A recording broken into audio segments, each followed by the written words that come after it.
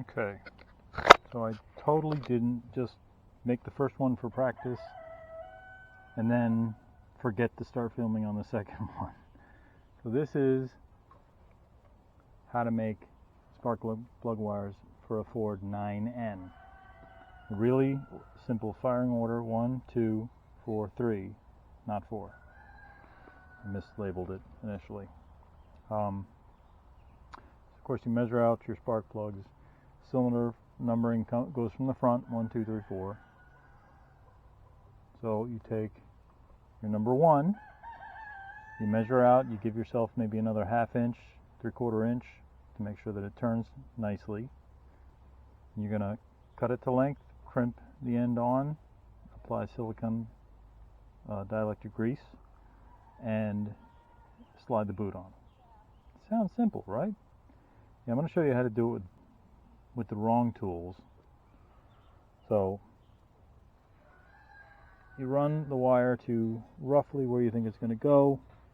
Plug. So you run the wire down to where you think it's going to go. It's going to come in like this.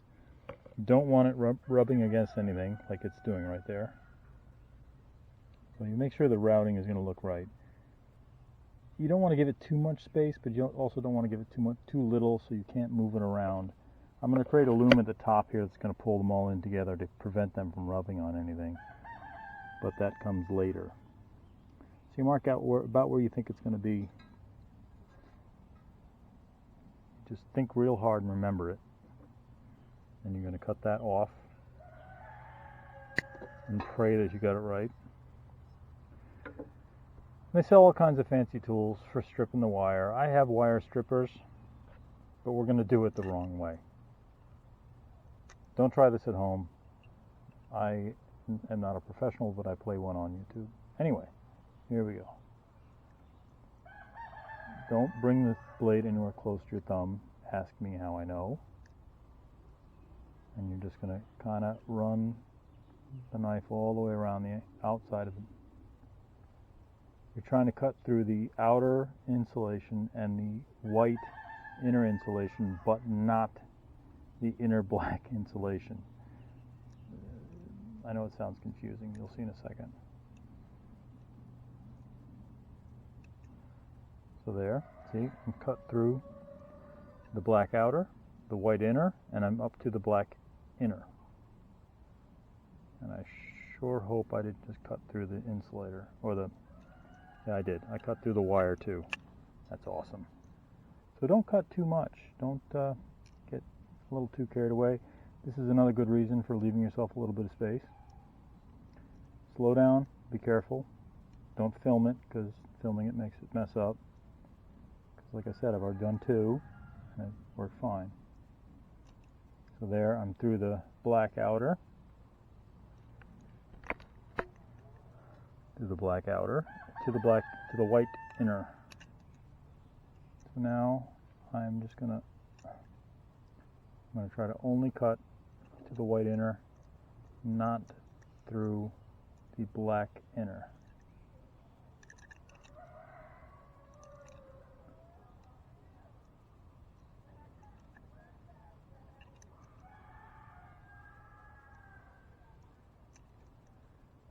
Yep, there we go. The white inner actually comes apart pretty easily. So you don't need to cut 100% through it. And then you just want to cut through the insulation of the inner wire. This is actually the radio isolator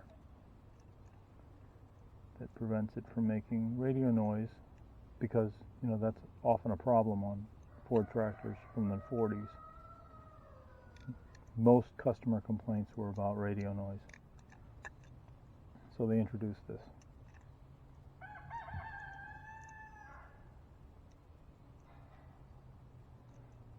Alright.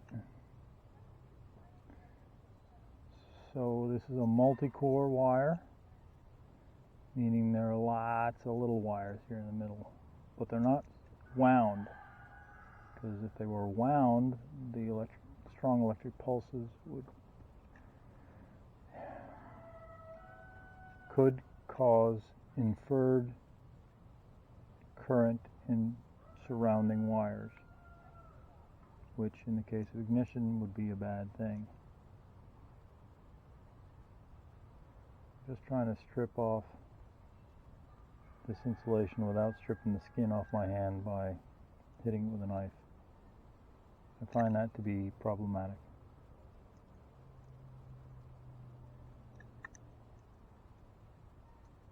Yeah.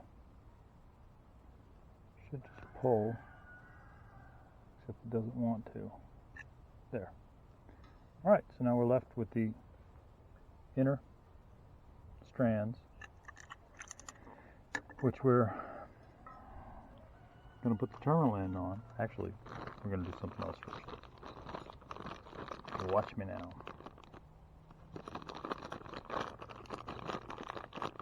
So we have the boot and the terminal end. I'm going to put the boot on the wire first because that gets it the hell out of the way. You know what? I prefer not to put dielectric on it now because then you can get dielectric grease on this end as you're trying to capture this with the terminal end, and that's a problem. So we're going to carefully feed that through.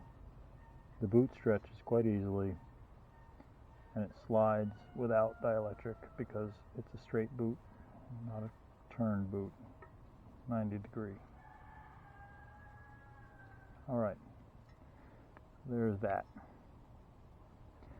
So now the terminal end, this is the end that captures the wire. You're going to wrap those center filaments under to capture it, and then you're going to bend these in to capture the wire. Notice how loose they are. So I like to take, again, the wrong tool, and you see how I'm latched on with that divots covering that part of it, and the hook is on that low spot. So I bring that around, see moving, and I reverse it, and I do the same thing to bring it around again. So it's much closer shaped to the wire itself. Now, I usually do this on the bench, not on the tractor, but you know, I like to do things the wrong way. You see how tight a fit that is now? I haven't even crimped it yet. So now I take the same motion, same alignment, and I try to put down the ends of the crimps. I do the same thing on the other side. Of course, this is not as good as using the proper tool, but who wants to use the proper tool? Who wants that to admit that they read the instructions and did things the right way, the recommended way? So that's not bad so far. We're going to make it one step better. Problem is we really want to crimp the wire back here because that's where the filaments are. So we have to take this and put the high spot of the tool on the back side there, which also puts the high spot on the tool on the top part, and we're going to force those down.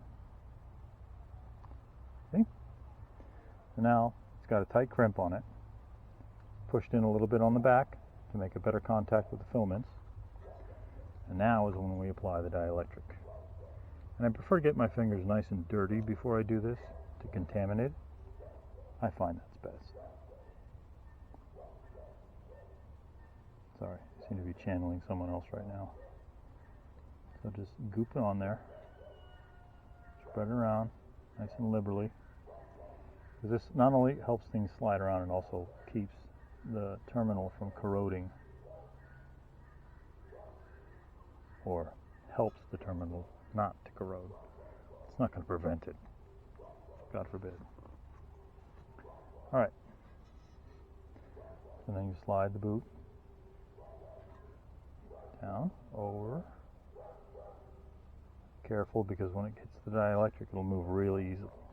So now we're gonna feed it through here and find out that it's too short now to go to the almost. It's a wonderful end to this part of the video. So I'm going to take it off the spark plug, feed it in here nice and tight because it needs to make that sharp bend, and then put it back on the spark plug because, you know, it's half-assed now. It's way too short. But it is what it is. So that'll fail pretty soon, and then I'll have to make it again. But that's all right because we know how to make it. So let me make the last one and try to do this one right. Same deal. Nice amount of slack without having there be too much slack, which I conveniently marked before, but you know, we're not talking about that. And then don't cut off too much this time. Do the same thing, strip it back. It's really easy when you're rolling it like this to roll the knife into your finger. Ask me how I know. So don't do that. Because then you got to go get electrical tape, form a field bandage, and it's messy. Alright, so I'm through the outer and starting to go through the middle, the white middle.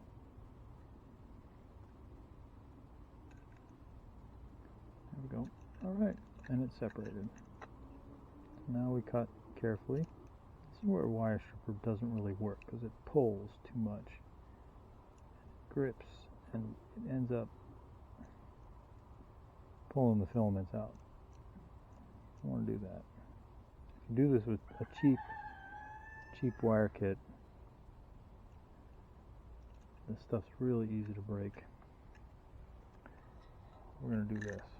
Try to split it. I don't think it's going to work. If we can split,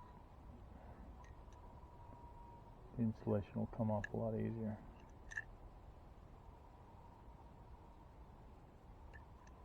And that's split all the way down. This is also where you poke yourself in the finger as you go through. Well, I mean, it's almost off. Sorry, I'm not being witty. Alright, there we go. It would be easier to feed the boot on before you did that part, but I don't do things the easy way here. I like this kit because it gives you 2 extra boots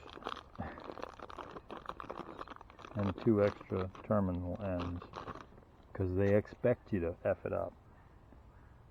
Which for me is a pretty good expectation. Alright. Yeah, I marked all these, but my paint pen sucks, so it's not real easy to see. Alright. Bring this in again. Bring this in again.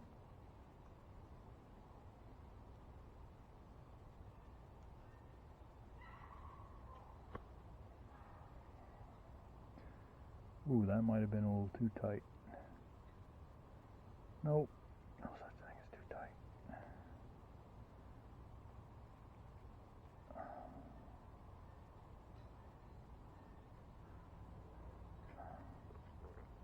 Alright, there we are.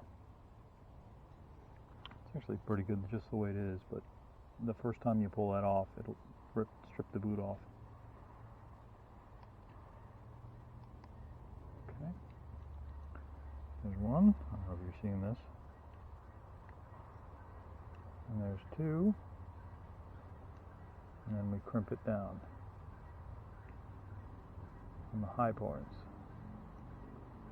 This is how to do this with the wrong equipment. Right. And then we add some goo, and all will be well.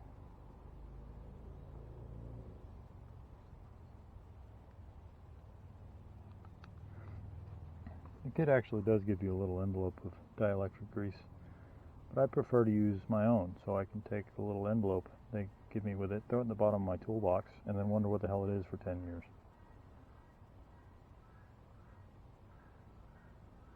I find that more enjoyable. Alright, so there's that, and hopefully this one fits better than the last one. Oof, that last one is hurting. Alright.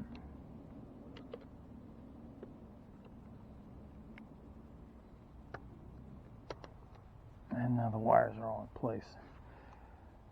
Having done that, I should say, I installed this before I got the gasket kit for it, so it has no gaskets in it. That needs to be done also. See, it gave me a whole... I have enough to make a whole nother wire, which is good because that other one's going to die pretty soon. Now I need to figure out the rest of the wiring on here. I've got the starter sorted out, I've got the wires sorted out except for the one that I effed up. Now I just need to make sure it's wired properly to get power to the coil, and this should start. And I'm going to put you guys offline while that happens. The figuring out part, not the starting part.